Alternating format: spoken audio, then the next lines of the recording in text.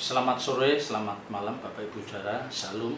Mari kita persiapkan hati kita untuk kita belajar sebagian kebenaran firman Tuhan pada hari ini Selasa 24 Januari melalui pesan gembala. Ya, mari kita awali dalam doa. Segala puji, hormat, syukur kami naikkan kehadirat-Mu ya Bapa yang kami sembah, kami agungkan dalam nama Tuhan Yesus Kristus. Kami bersyukur atas pimpinan dan penyertaan-Mu sepanjang hari. Engkau mencukupkan segala apa yang kami perlukan dan olehnya kami tidak kekurangan satu apapun. Dan terima kasih Tuhan, Kau memberikan waktu yang indah untuk kami mau belajar sebagian kebenaran firman-Mu. Urapi hamba-Mu, urapi firman-Mu, singkapkan terus kebenaran-kebenaran-Mu. Dalam nama Tuhan Yesus Kristus kami berdoa dan ucap syukur, haleluya, amin. Bapak Ibu Saudara yang dikasihi Tuhan, ada satu ayat di dalam Alkitab kita, yaitu di dalam Amsal, ya, yang kita harus bisa memahami dengan tepat, ya, arti atau maksud dari ayat itu. Ya, sekali lagi kalau kita tidak memiliki pemahaman yang tepat, nanti kita bisa, ya, salah menginterpretasikan dan membuat kita juga salah dalam menjalani atau memegang prinsip hidup ini, ya, bisa salah. Maka yang sering saya katakan, kita harus memiliki pemahaman seperti yang penulis maksudkan, ya. Mari kita belajar dari Amsal pasal 10, Amsal 10 ayat 22. Demikian firman Tuhan. Berkat Tuhanlah yang menjadikan kaya, susah payah tidak akan menambahinya. Ya. Saya yakin, ya, mungkin ada Bapak Ibu Saudara yang selama ini, ya, cukup sulit memahami kebenaran ini, ya. Dan saya pun juga dulunya juga begitu, ya. Apa ndak salah dengan ayat ini, ya? Kalau dikatakan bahwa berkat Tuhanlah yang menjadikan kaya, susah payah tidak akan menambahinya. Nah, ini sepertinya meninggalkan kesan, ya, orang tidak perlu kerja keras. Nah, ini, ya, ini yang takutnya salah. Ya, maka di depan saya katakan jangan salah mengartikan. Ya, kalau diartikan seperti yang ini, ya, padahal kalau kita lihat terjemahan aslinya atau Alkitab dengan versi lain tidak seperti itu, ya. Jadi kalau dikatakan berkat Tuhanlah yang menjadikan kaya, susah payah tidak akan menambahinya, ini memang memberikan kesan seolah-olah percuma kita kerja keras, ya, percuma, karena toh memang yang buat kaya kita itu bukan karena kerja keras, tetapi karena Tuhan, penyertaan Tuhan, ya. Jadi ini seperti, ya, meniadakan kerja keras seseorang, itu bertentangan dengan kebenaran firman Tuhan. Ya, Alkitab katakan bahwa barang siapa yang tidak kerja, ya, jangan makan. Ya, jadi artinya apa? Kalau memang kita pengen bisa menikmati makanan jasmani, kita bisa hidup layak, hidup wajar, kita harus kerja keras. Ya, ini yang kita tidak boleh salah. Ya, karena kalau ini nanti kalau kita salah memahami ayat ini, orang jadi nggak perlu kerja keras, ngapain harus kerja keras? Toh susah payah tidak akan menambahi kekayaan kita. Nah, sejatinya Bapak Ibu Saudara, terjemahan yang asli dari versi yang lain dikatakan, ya, berkat Tuhanlah yang menjadikan kaya dan di dalamnya tidak disertai duka cita. Nah, ini, ya. Jadi terjemahan lain yang lebih tepat itu mengatakan berkat Tuhanlah yang menjadikan kaya. Itu betul. Dan nah, di dalamnya tidak disertai dengan duka cita. Nah, ini lebih logik. Ya. Karena kenyataannya gini Bapak Ibu Saudara, kenyataannya gini. Di dunia ini sering orang bisa memperoleh materi, menumpuk kekayaan dengan berlimpah-limpah. Ya. Ya, tetapi dengan cara yang tidak wajar, dengan cara yang menabrak kebenaran, dengan menghalalkan segala cara, ya, dia bisa serakah, ya, dia bisa melakukan kejahatan, ya, maka seringkali di dalam kekayaan orang itu Tuhan akan hadirkan penderitaan, duka cita yang dari Tuhan. Nah, di sini baru Bapak Ibu Saudara bisa memahami, ya. Jadi memang ada orang-orang yang cara dia mengumpulkan harta, cara dia menumpuk kekayaan itu dengan cara yang tidak pantas, dengan cara yang tidak sesuai dengan kebenaran firman Tuhan, sehingga akhirnya di dalam kekayaan itu Tuhan izinkan mereka harus mengalami berbagai penderitaan, yang akhirnya yang lebih ekstrem lagi, yang akhirnya sekalipun dia kaya tapi dia tidak bisa menikmati kekayaannya itu. Itu apa artinya? Ya, coba, orang diberikan kekayaan tapi dia tidak bisa menikmati kekayaan itu. Misalnya dia lumpuh, dia stroke, ya, karena dia merasa wah semuanya, ya, apapun dia bisa beli, kemanapun dia bisa pergi, karena memang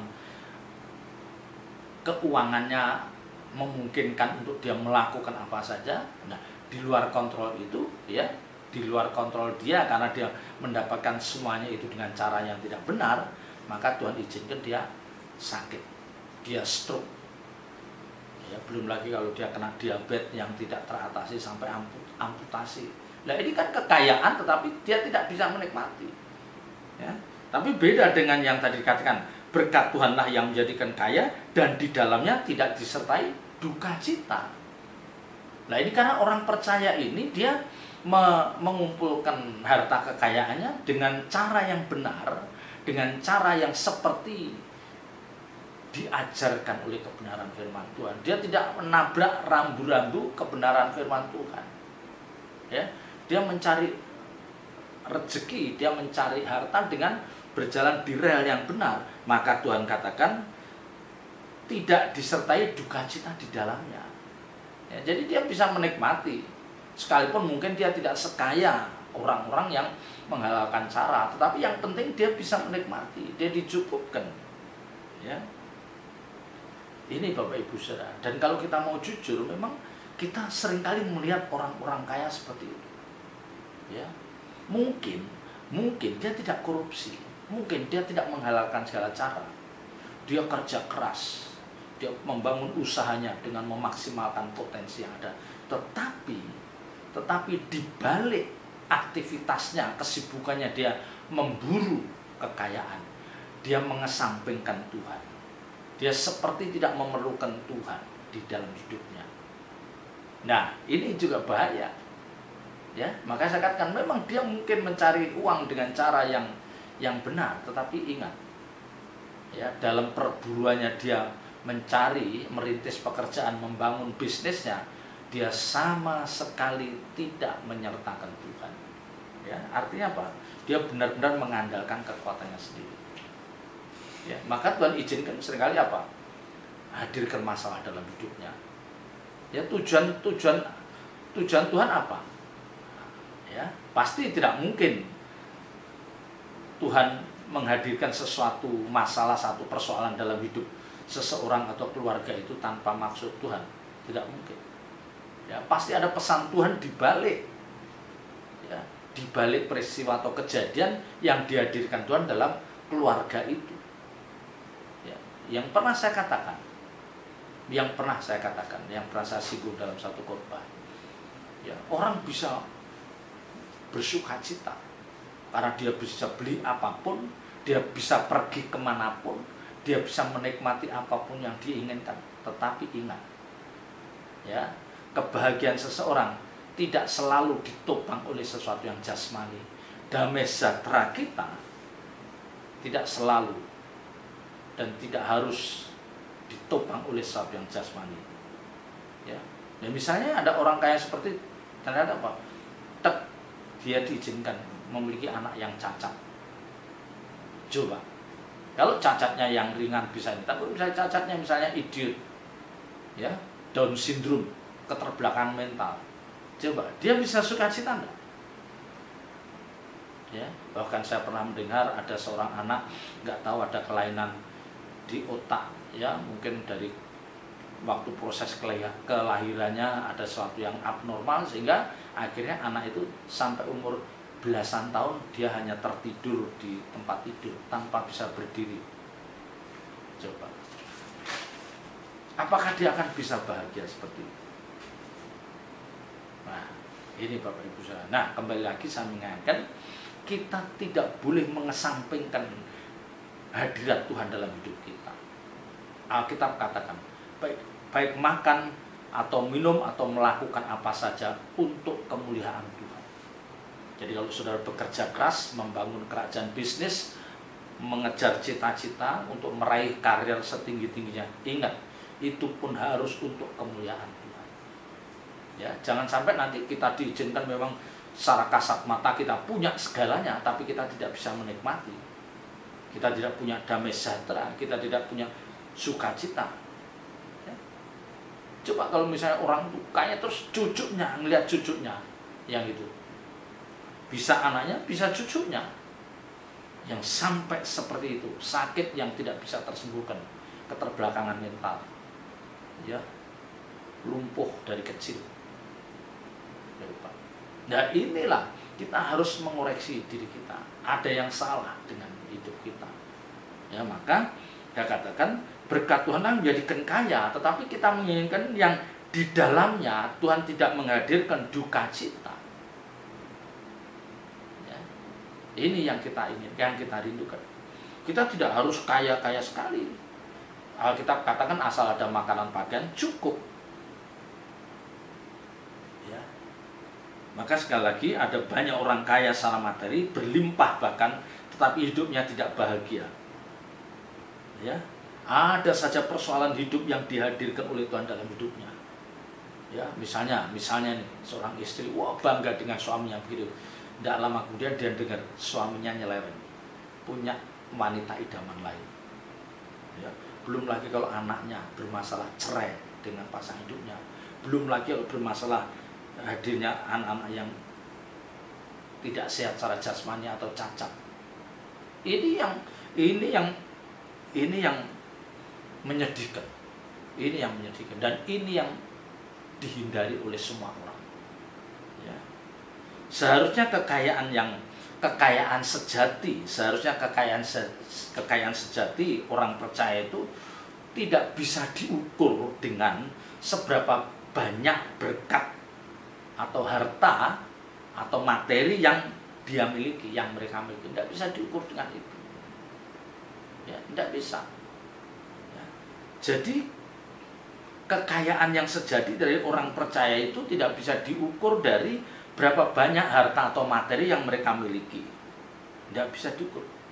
Ya. Tetapi harusnya kekayaan yang sejati dari orang percaya adalah ya keberkenanan hidup kita di hadapan Tuhan. Itu kekayaan kita yang sejati. Jadi keberkenanan hidup kita di hadapan Tuhan. Mungkin kita orang yang pas-pasan, bahkan diizinkan belum punya rumah, tetapi kalau kita memiliki damai sejahtera di hadapan Tuhan, karena kita merasa bahwa hidup kita berkenan di hadapan Tuhan, itu kekayaan yang sejati. Ya, rasul-rasul yang hebat yang dipakai Tuhan itu, Paulus, Petrus, Yohanes, itu mereka tidak punya harta kekayaan yang berlimpah. Mereka hidupnya pas-pasan, bahkan sering menderita dan mengakhiri hidupnya dengan cara yang tragis. Tetapi apa yang membanggakan dia? Dia adalah orang-orang yang dianggap oleh Tuhan berharga, orang-orang yang berharga di mata Tuhan. Ya, jadi dia memiliki Tuhan. Ya, dia bisa menghadirkan Tuhan dalam hidupnya. Dia memiliki Tuhan dan apa? Dia juga dimiliki Tuhan. Nah, itu kekayaan orang percaya sejati itu. Ya, jadi jangan pernah kita mengukur kekayaan orang itu dari materi, harta yang dia miliki. Enggak. Ya, apa artinya itu semua kalau dalam hidup orang itu tidak ada damai sejahtera? Maka Alkitab katakan Ya, maka Alkitab katakan apalah artinya memiliki dunia dan segala isinya kalau jiwa kita binasa. Ya, apa artinya kita memiliki dunia dengan segala isinya kalau jiwa kita binasa? Nah, ini Bapak Ibu Saudara. Jadi kekayaan terbesar, kekayaan sejati orang percaya adalah memiliki Tuhan dalam hidup kita, dan kita dimiliki Tuhan. Itu kekayaan yang sejati. Ya, itu kekayaan sejati. Maka yang pernah saya singgung di dalam khotbah saya beberapa waktu yang lalu, ya, seringkali seorang hamba Tuhan itu memperkenalkan jemaatnya kepada hamba Tuhan yang lain, selalu mengatakan, "Wah, ini Bapak ini diberkati." Ya, si pendeta itu mengenalkan jemaatnya itu kepada pendeta lain, "Wah, Bapak ini dia diberkati." Tapi di balik kata diberkati itu muatannya adalah Bapak ini secara materi sangat dipenuhi oleh Tuhan. Saya sangat dicukupi bahkan berlimpah. Lah ini kan salah. Ya. Jadi seorang hamba Tuhan nggak boleh, seorang pendeta tidak boleh memperkenalkan, "Oh, jemaat ini diberkati." Tetapi di balik kata diberkati itu nilainya, ukurannya karena apa? Dicukupi secara materi, secara berlimpah. Ini salah. Ya. Terus nanti kalau dia lihat jemaatnya yang pas-pasan, bahkan rumah pun masih ngontrak, dia nggak berani mengatakan, "Oh, ini diberkati." Padahal jemaat yang rumah pun masih ngontrak, motor pun mungkin nggak punya, di dalam hatinya dia memiliki damai sejahtera sukacita karena dia bisa menghadirkan Tuhan di dalam hidupnya. Dan dia jemaat seperti ini, dia sudah memiliki cara pandang yang benar atas hidup ini. Ya. Dia hanya ingat Paulus, Petrus, ya, rasul-rasul yang dipakai Tuhan yang luar biasa itu, yang tidak ada yang dibanggakan dari segi materi, tidak ada. Tetapi dia memiliki Tuhan dalam hidupnya dan dia dimiliki oleh Tuhan. Ya, ini yang ini, ya. Jadi kita jangan salah ketika wah dia diberkati, tetapi di balik ucapan diberkati itu hanya apa? Konotasinya dia dicukupi secara jasmani, itu salah. Ya. Orang yang diberkati Tuhan, ya, kalau kita mengatakan orang yang diberkati Tuhan, itu satu tanda yang tidak boleh hilang dari kalimat itu adalah apa? Orang itu adalah orang yang sudah menemukan Tuhan dalam hidupnya. Ya, yang dia sepertinya sudah memiliki apa? Keselamatan itu menjadi milik yang pasti bagi dirinya. Ah, itu diberkati. Ya. Jadi kalau di dalam diri orang itu, dalam keluarga itu, dia sudah bisa menghadirkan Tuhan. Ya, dan ada sukacita dalam keluarga, dalam rumah tangga itu, dan sepertinya keselamatan itu sudah menjadi milik yang pasti bagi mereka itu. Nah, itu diberkati. Itu diberkati, ya, karena dia sudah memiliki Tuhan dalam hidupnya dan dia sendiri dimiliki oleh Tuhan. Ya, maka di depan tadi saya katakan, apa artinya orang memiliki dunia dengan segala isinya kalau jiwanya binasa? Karena Alkitab katakan hidup ini bagaikan uap. Ya, sekejap lenyap bagaikan bunga rumput yang pagi seger, sore sudah layu. Itulah hidup.